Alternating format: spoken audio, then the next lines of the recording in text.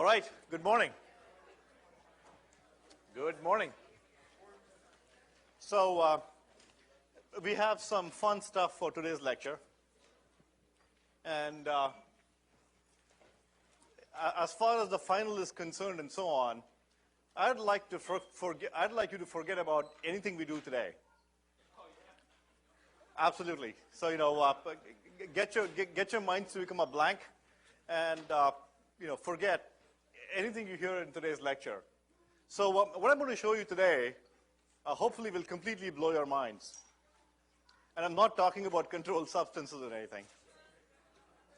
So what I'm going to do is show you a few things that behave completely and spectacularly differently than how you expect them to.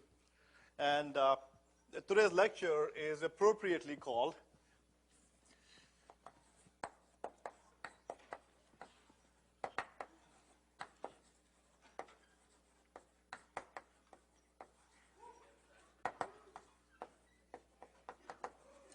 Okay.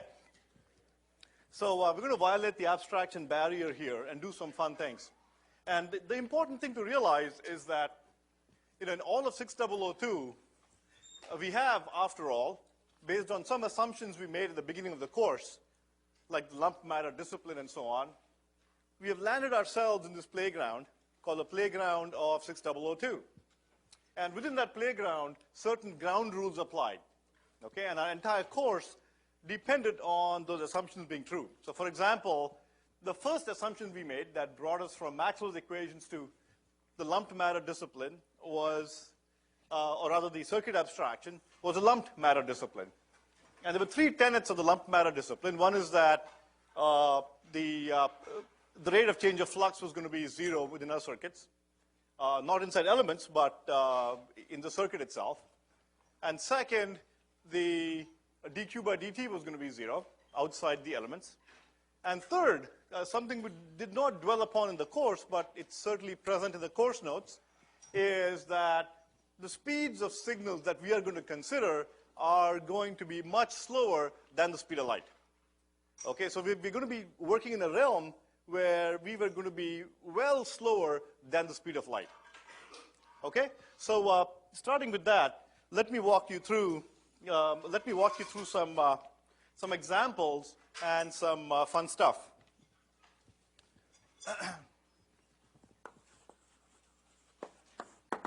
So the first case is called the double take.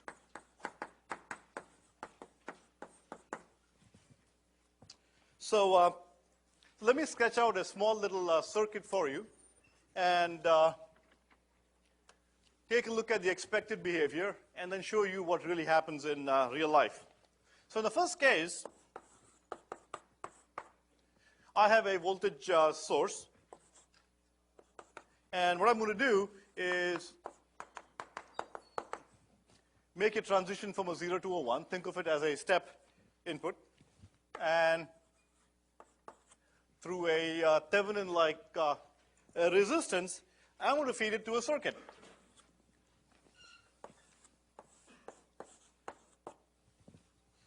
So the circuit will go to an inverter. This node goes to an inverter and goes through some other circuits within our own design here. So again, remember, a step input here, and this input goes to through a Thevenin-like resistance, is applied to some other circuit elements. So if I apply a step here, what do you expect? You expect that, so let me call that VI, and let me call that VO. So if I plot VI as a function of time, and let's say this step input happens at t equal to 0. So let's say this is t equal to 0 here. And let's say this is a 5-volt step. So I expect that this input here is going to go to, VI here is going to go to 5 volts, okay, at t equal to 0. What do I expect at VO? at VO, based on a circuit abstraction, I get a step input here. Okay, I should get a step of some magnitude here, okay, depending on what's connected in this direction. And let's simply say that what's connected here is an inverter and maybe other inverters at the other side. So essentially, as far as this node is concerned, it's got some wires connected to it. And at the end of the wires, it has an open circuit. An open circuit, for example, like the gate input of this inverter. So what do you expect at V0? Step input here. And at V0, I see an open circuit. Okay, so I expect the same step at V0. 5 volts. So that's what we've prepared you for. Okay? But the fun thing that we're going to see, so this is what you expect. And I'll show you a little demo that is going to show you something very different. What you're going to see is not this.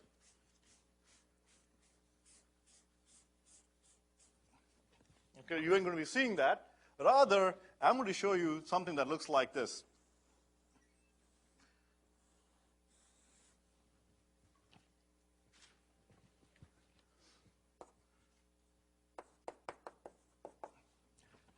So at t equal to 0, I do see the input, do see VO looking like a step, and approximately halfway through, it decides, well, never mind, and flattens out. Okay, then says, oh, okay, and boom, it goes back up to 5 volts. So it sort of does a, a bit of a double take out there, saying, hey, what's going on here? And boom, jumps up to 5 volts, and then it's 5 as you expect. Okay, so this is some finite amount of time, and it looks like that. Okay? So try to understand what's going on. So let me show you a quick little demo.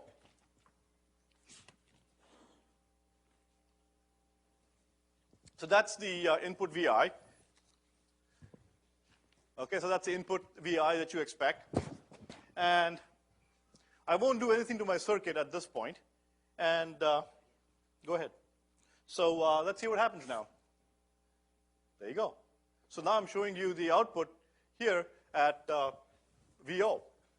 So at VI, it was a nice little step. And at VO, notice that I get something that behaves like this. Okay, and I promise you, nothing we've taught you in 6002 prepares you for this. Okay, and as I mentioned at the beginning of this lecture, it would behoove you to forget about everything you learned in today's lecture for the next 2 weeks at least. So what's going on here? Any ideas? Anybody? Any thoughts? So what's up with my circuit here? It says, oh, okay, hey, step. Starts off and says, oh, never mind, and then meanders along at 2.5 volts, and then says, oh, step, yes, that's all I remember. And boom, it jumps up to 5 volts. So any theories? Any guesses? Any wild guesses? Okay. So let me draw you a little bit more of a detailed circuit and see if we can explain what's going on here. So the circuit that I've drawn there is not quite the circuit I have, at least in terms of my wires.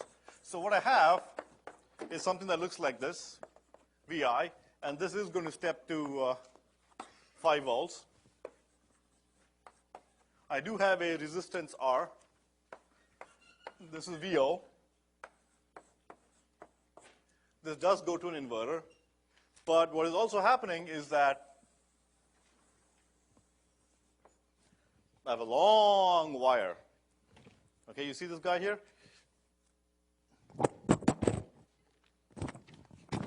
That we had one of our union folks, it's a stretch out all along the floor here. We have a really long wire that connects to the VO node, and there's also a long corresponding ground. So this wire is a coaxial cable that is used for Ethernets and such like. It's got a core that carries a signal, and around the core is shielding that is the ground. That is the ground. Okay, so that goes a long way, and at the end, it is open. Okay, it's an open circuit at the end. I haven't connected anything out there. Open circuit.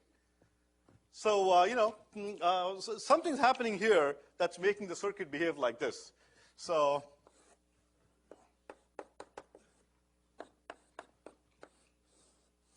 this is VI. At VO,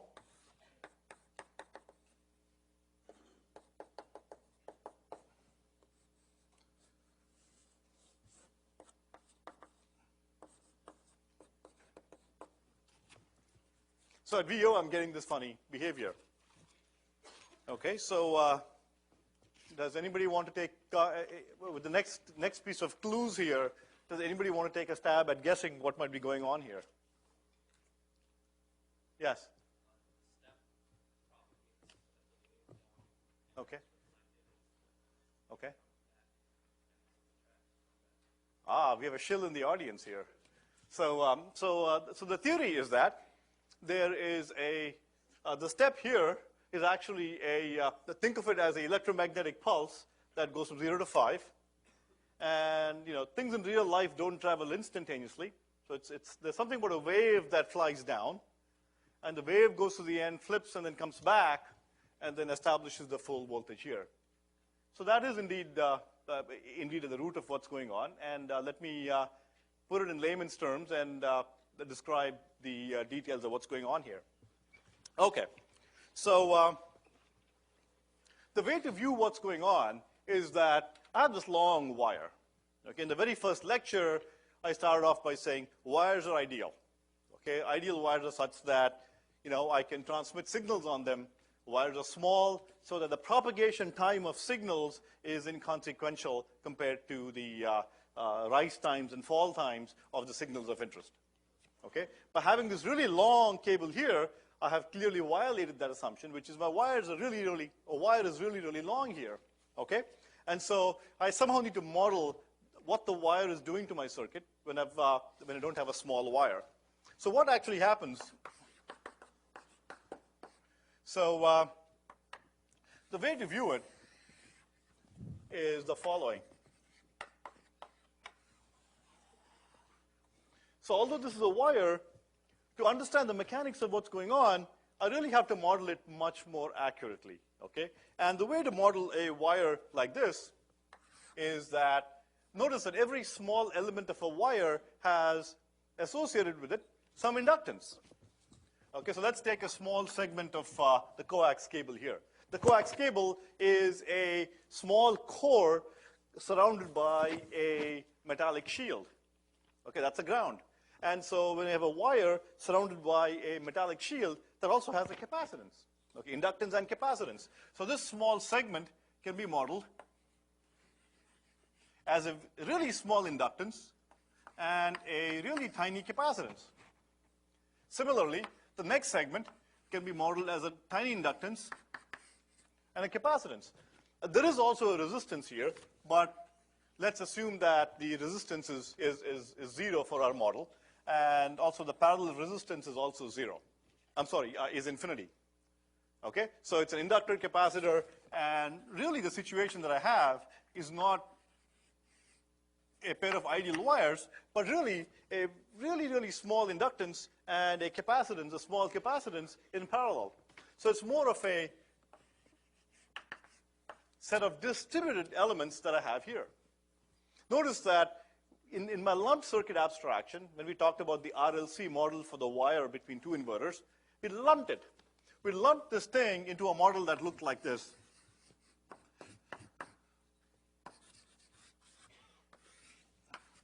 Okay, we lumped the resistance into a source resistance. We lumped all the inductors into a lumped inductor. We lumped all the capacitances into a lumped capacitance. Okay? Now, in this situation, I can do this when the signal speeds of interest are much slower than speed of light. Okay, than the propagation speeds of electromagnetic signals. In this case, that is not quite true. And so therefore, we have to model it much more exactly. We need to see what's going on. So what's happening here is that At time t equals 0, I get this step. So think of that as a pulse of energy. And the instant it comes here, at instantaneously, this guy looks like a voltage divider. Okay? I've chosen my resistance R here to match the instantaneous impedance looking in, which is also R. I've just arranged it to be that way. So instantaneously, the point at which the pulse appears at this point, looking down here, looks like another resistor to this pulse. Okay, therefore, when I start out going up and pausing at 2.5, because instantaneously, this looks like a resistance R. So instantaneously, it's an R, a voltage divider R, and so it's 2.5 here, instantaneously. Okay, then what happens? Then this little pulse propagates down. What does it mean for a pulse of energy to propagate down? Well, I begin charging up the inductor, begin sending a current through the inductor, begins charging up the capacitor, current here, bzz, bzz. So that's what I mean by saying that the pulse of energy goes down. Okay, it's a step that sends current through the inductor and charges up the capacitors, and that wave front moves out here and comes all the way here. What happens there? Well, think about it. Supposing you stand here, and you have you hold a long string in your hand somehow, and so just do the Gedanken experiment. It's not easy to do. And so let's say you somehow have this long string that you're holding on to, and that string on the other side is not connected to anything. Okay, just imagine this experiment. Okay, and what you do is you suddenly raise the string up at your end by about a foot. Bzz. Okay? So what are you going to see happen? So instantaneously, the string is up here, but the rest of the string is down a foot below. And then you see this wave, this wave propagate down the string, right? So here's the string. I lift this thing, and you see this wave propagate all the way down, the 1 foot wave propagate all the way down, okay, until you come here. What happens here? So out here, the string is down here, the wave propagates out here and pulls it up to 1. And then what? There's nothing connected there. So the string has come up, it's zipped up, but it's got this energy. Okay, where does the energy go? Well, it continues going up and sends the wave back. Okay, so just think of the string that you pull up like this, it propagates down, boom, hits the other end, reverses, and comes back at me. Okay, you can look at a complementary situation, not the same as this, but complementary, by taking a string, tying it to a door, and lifting it up. It's not the same situation, it's a complementary situation, but it's tied down. Tying down a string is tantamount to shorting the ends here. Okay, in that case, what you'll see happen is the wave goes down, at the end, the string can't move, so wave goes in, flips around, and comes back. Okay, try it out at home. Take a long piece of string, tie it out there, do this. Okay, and you'll see the wave go out, flip, and then come back at you. So if your friends see you tying long piece of string and doing this, hopefully they won't think you're nuts or something. Okay, so the same way here, this thing flies down. Okay, there's no way to dissipate the energy here, so this thing continues up. And then what I'm going to see happen is the wave move back. Okay, the wave begins to move back, and that's another 2.5 volts, resulting in a net 5 volts at this terminal. That wave begins to blast back, okay? And then when it comes back here after some amount of time, it raises this to 5 volts, and that's what you see happen here. So this is a wave going down, and then after a time 2t, it goes back up to 5 volts. That's a return wave. It's 2t because to get down here is t seconds, and then t seconds to come back, which is why we have 2t. Okay, that is why you see that pulse at 2.5. Okay, so I'd like to show you a few more things here. Now, clearly, we don't want that in our circuits. Can someone tell me what problem might happen if my signals look like this in my digital circuits? Instead of being nice little steps, if there was, like a little thing in the middle and then a step. What's the problem with signals like this in digital circuits? What did they violate? Yeah. Exactly. This little sucker here is meandering around in the forbidden region for all of 2 capital T. Can't do that. Okay, can't have that. Well, so we need to fix the problem because this is real life. Okay, but what if you and your buddy, are signaling each other with using digital signals, from one dorm room to another, I don't know, maybe a few hundred feet down, your circuits ain't going to work because the signal is going to meander around in the forbidden region for some time. So any ideas? What might you do? Yeah. Put a resistor on the end. Okay, trick the circuit. So what you can do, and I'll show you a little demo here. What you can do is, the reason I got this wave propagating back was that there was nothing to absorb the energy. So instead, what if I put another resistor here, R? So as far as the burst of energy is concerned, it says, oh yeah, it just looks the same, it's R, and goes in and dissipates in this resistor R, and guess what? I don't have any wave going back, and I'm done. So what I'm going to find then is that out here, this goes up to 5 volts, but out here, I will have a signal that starts out and goes up to 2.5, and that's it.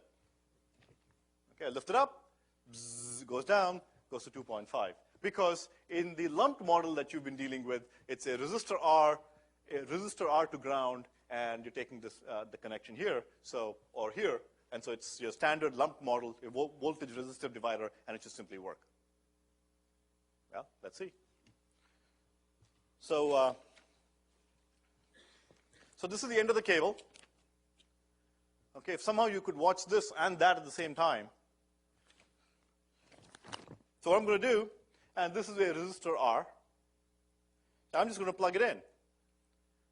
Okay, if the fates are smiling at me, what should you see there? What should happen is that the second jump from 2.5 to 5 should simply go away. And it should just go to 2.5.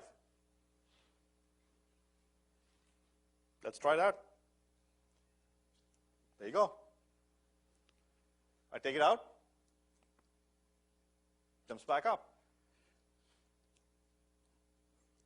Okay, so all I've done here is put in a resistor at the end, and I'm still measuring the voltage here.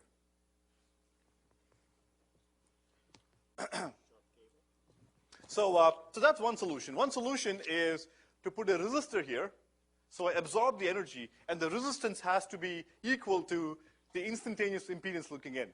That instantaneous impedance, for many of these cables, is 50 ohms. It's called a characteristic impedance. Okay, you'll learn a lot more about it if you take 6014. Okay, that course starts out with, assuming that things are distributed in that manner.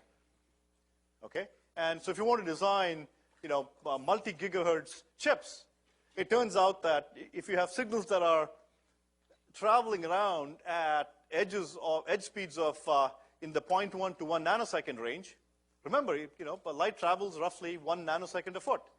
And if your signals are roughly of interest are 0.1 nanoseconds, then if your chips are 1 inch, in size, right there, you've the propagation speed of a signal across the chip is 0.1 nanoseconds.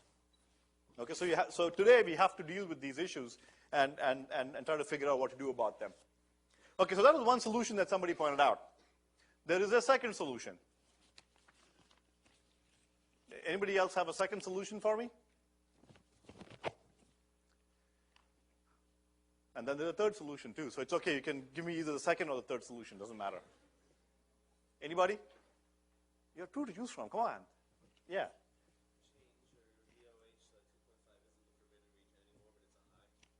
Oh, we could do that, yeah. So, we could define the problem away by saying, this transition is such that my high is below 2.5. So once it goes above 2.5, who cares what it does? That's a good point. That's solution number 4.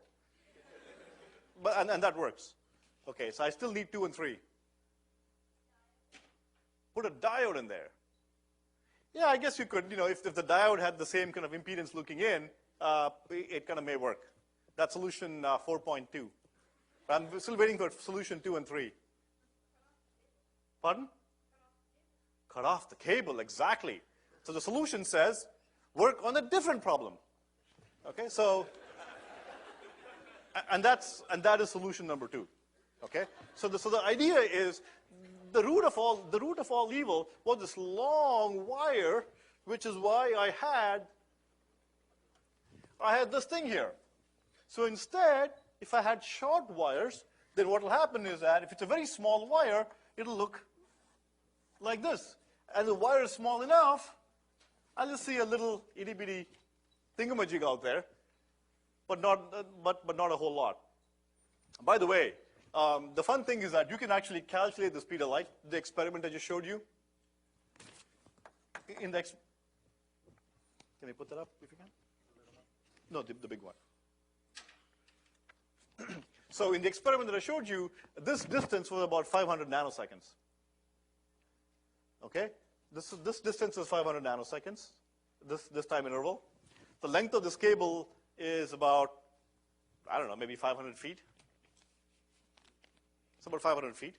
So you can figure out the speed of light. What's the speed of light? So this is about 500 nanoseconds, and this cable is roughly 500 feet. What's the speed of light? Roughly a foot per nanosecond. So would you believe that at the end of 6002 we figured out the speed of light from a simple experiment? All right, so then let's do the next experiment now. Let's take out the long cable and connect a short cable instead. So what I'm going to do is disconnect the long cable and instead connect a small cable. It's still relatively long, but much shorter than the 500-foot cable. So what you should see happen now is that the little step should not be this big, but much, much smaller. So take a look up there. There you go. Okay, so with this thingamajig, the little blip there is very small. And of course, if I make it even smaller, that can virtually vanish. Okay, so that is solution number 2. So we've done 1, 2, 4, 4.2. So what's solution number 3? One more solution. Pardon? So another solution mentioned is that change this resistance. Yeah, that'll work. If I make this very, very low, then I'll get much closer to 5 volts here. Yeah, that's a possibility. That's solution 6, I guess. So what about solution number 3? And you all should be able to solve this. You guys know the answer. Okay, you folks you should be able to solve this. Yes? Clock. So what I can do is, just as was pointed out, that I leverage my abstraction by changing my VOH and VIH thresholds. So that'll work. The alternative thing is to use a clock. A clock is a distinguished signal that I send around in my digital circuit. Okay? So all I do is, if I arrange it such that my clock doesn't happen in this vicinity, but rather my clock happens late enough, then I'm going to sample and look at my signals only on, say, rising and falling edges of the clock, in which case I won't be looking at the signal when the signal is doing weird things. Okay, so the clock would also, a decent clock would also solve the problem. Okay, any last minute questions before we go on to the next one?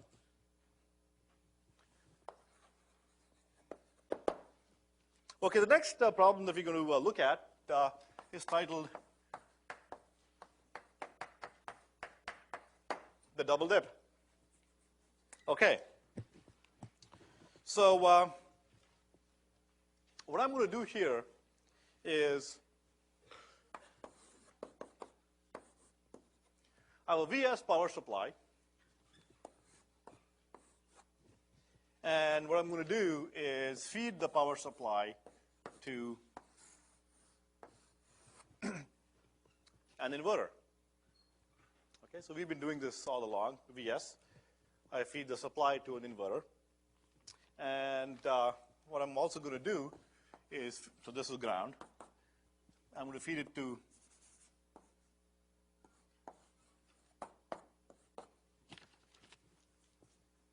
feed the power supply connection to a couple of inverters. Okay? And what I'm going to do is apply some sort of a signal to this inverter. And I'm going to observe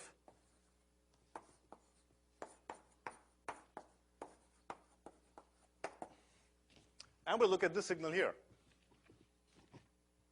So your abstraction should tell you that here's a power supply. This is 5 volts or whatever the supply voltage is to these two inverters. That should be fine. And feed some sort of input to this inverter. Okay? And the output here should be simply determined by this input. Okay, this signal should have absolutely no bearing on this output. Okay? And let's look at that and actually confirm it. So I've built a circuit like this, and we'll look at this output. And initially, there should not be any, it should simply work fine. Okay. So it should simply work now, right? Good. Okay. So what you have here, this input here is the input that I'm feeding to this inverter. That is a straight line. Is that the power supply or? Doesn't matter.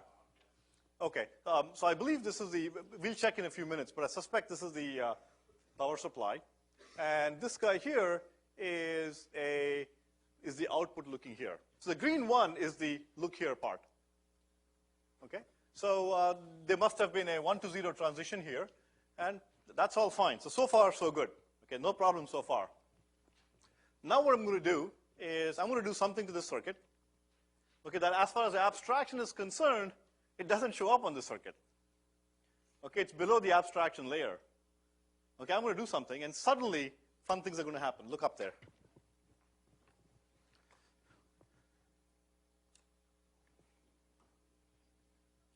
The circuit hasn't changed. The same circuit. I've done nothing to the circuit. Okay, look at the green output. I've done nothing to the circuit that is visible here. Okay, it's below the radar screen here. It's below the abstraction barrier. But look at the disaster. Look at the disaster here. Okay, in particular, the spikes going up are not so much of a problem because of the static discipline. If I'm at 5 or 6 or 7, doesn't matter as long as I'm higher than VOH. So as long as I'm higher than VOH, I don't have a problem. But the problem are these repeated dips. Okay, the dips are a problem here, which is why I labeled this experiment the double dip. The dips are bad because if they are large enough, they can then droop the output down into the forbidden region, or worse yet, make it look like a 0. Okay, so you're not prepared for this. So what I'm going to do is tell you what I did to the circuit, and then ask you to help me figure it out. So all I did was applied a load resistance to this. I think 50 ohms or some RL. I just applied a load resistor. And this inverter here, I believe, is a CMOS inverter that looks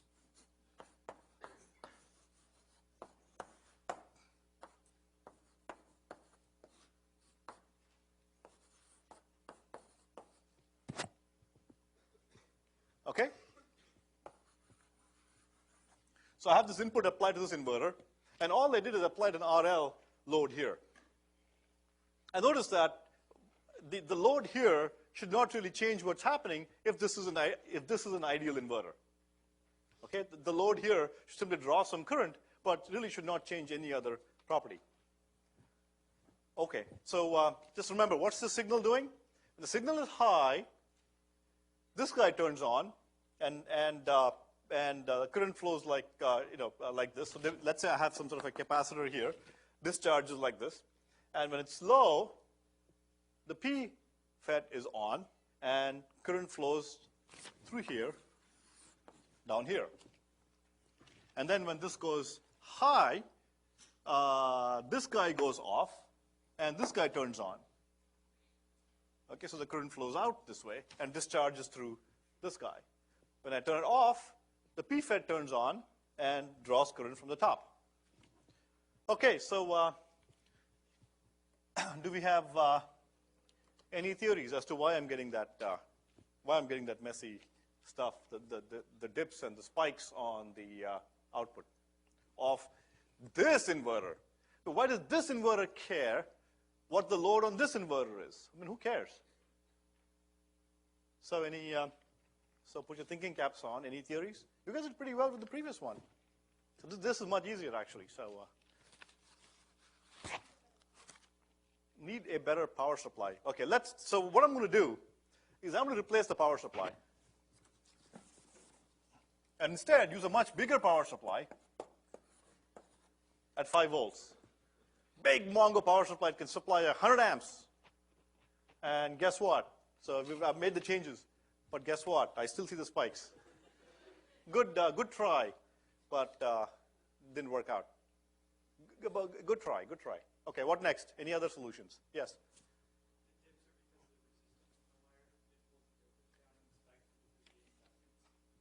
So dips are because of the resistance, and the spikes are because of the inductance. Well, you're half correct. So which one is it now? So dips are because of resistances, and spikes are because of inductances. You're half correct. It turns out that both the dips and the spikes are because of inductances. Okay, but be that as it may, let me give you the next clue here, and then see if you can come closer to the answer. So what I've done here is I've made this wire really, really long.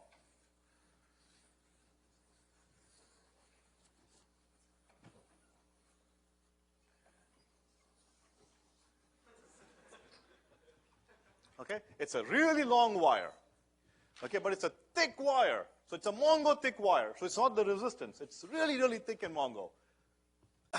And it's got it's a long wire. So a signal wire above a ground plane behaves like an inductor. And so here, it has a capacitance too, but in this case, it's inductance. So there's an inductance here. So I'll give you another 10 seconds to think about it, and then tell you the answer.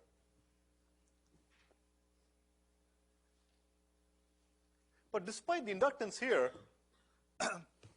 it turns out if I take out this resistor, the problem goes away. Look, I take out the resistor, problem goes away. There is an inductor here. Okay, I take out this resistor, problem goes away. I put the resistor back in, boom. Yes.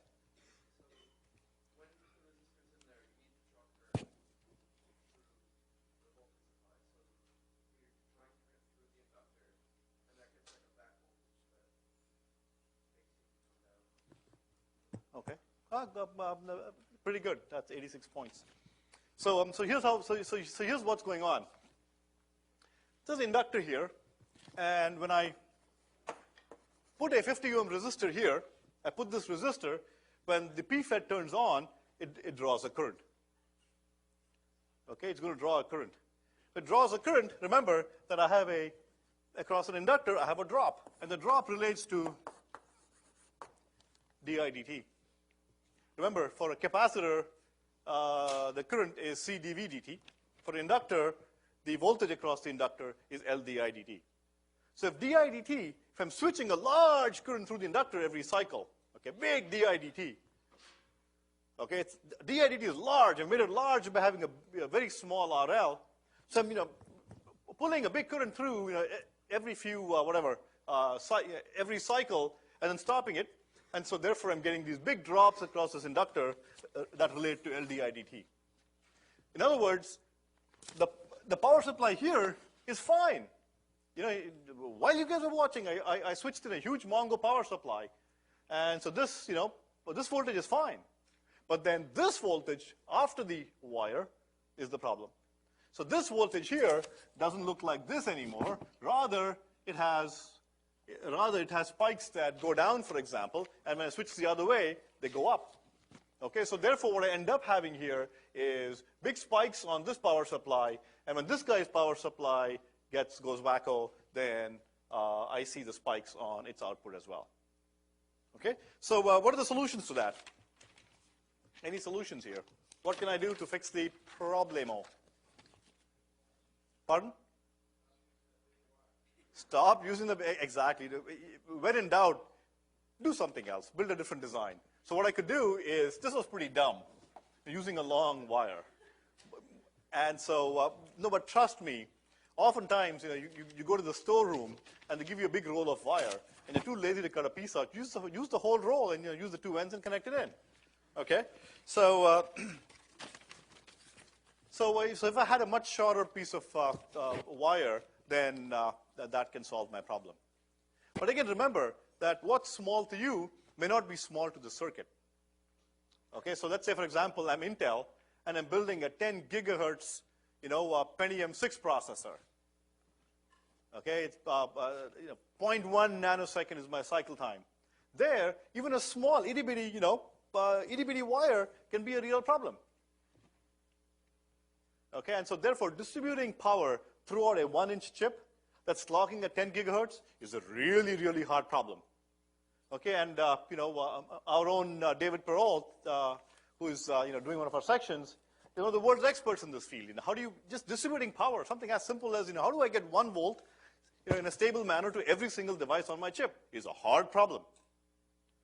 Okay, so now you have to begin treating your power supply connections much like RC circuits, RLC circuits. Okay, and you have to solve some hard problems to be able to just simply distribute power decently throughout your circuit. So what else can I do? Yeah. Say it again? I could do that. So what I could do is I could use different wires to connect each of the inverters. That's a good point. So here, the coupling happens because I connect the two inverters way out here. So instead, I use a different cable. I hadn't thought of that. That's a creative solution. Okay. So in fact, if you build a chip, so we built this chip called RAW in our group, and it has on the order of 10 million gates. And this chip we built with IBM's technology, and it turns out that you don't send power supply in through a pin and then connect that 5 volt or the 1.5 volt supply to all your gates. What you do is from that pin, you then build special power supply buffering trees, and each tree, each leaf of the tree drives a sub-circuit. In other words, if this is your chip, you have lots and lots of gates throughout your chip. What you do not do is bring in your power supply like this and then connect, you don't do that. That's the worst possible thing you can do. And it's an absolute disaster. Okay, for the reason just brought up. So instead what you do,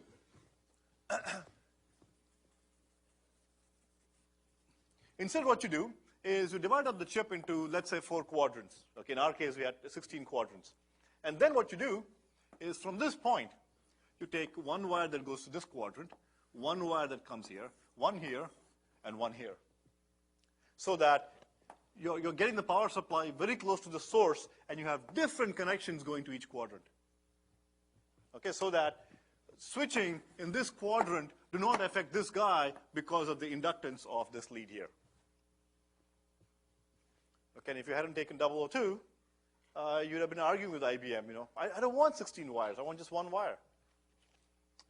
Okay, so there are other solutions, of course. There are a couple more solutions. One is that what you can do is, part of the problem here is that all my transitions are really, really sharp.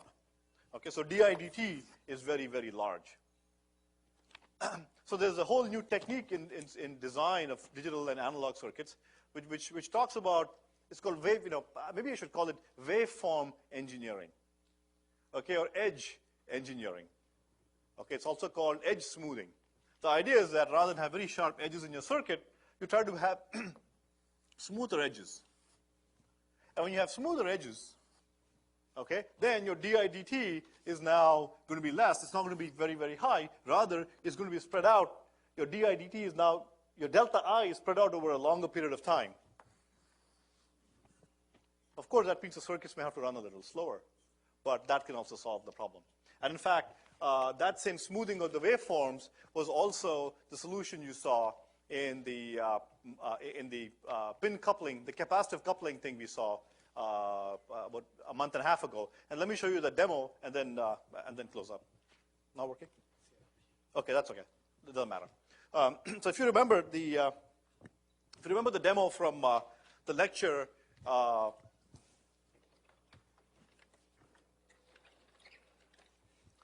a month and a half ago in capacitors, I talked about a chip with 2 pins, and there's capacitive coupling between the pins. And because of this, if this waveform is switching, then because of this coupling, you will end up getting, if this is the signal here, you will end up getting spikes on this pin because of the signaling of the other pin. And that's good old capacitive coupling. Okay? And to eliminate this, what you can do is much like with the inductance system, if you, rather than having sharp transitions on this pin, if you have smooth transitions that look like this, then what you can do is you now spread delta V from here to here over a longer delta T. Okay, delta T's become longer. And because of that, you end up getting much better behavior, and you don't end up getting these spikes. So therefore, if you want to build really, really fast circuits, you have to be really careful. You can build fast circuits, but watch out for them fast edges. Okay, fast edges are nasty. They kill you. Okay, that's something to remember as you build the next generation of circuits. Well, thank you all. I had a blast, and I hope you guys had fun too. Thank you.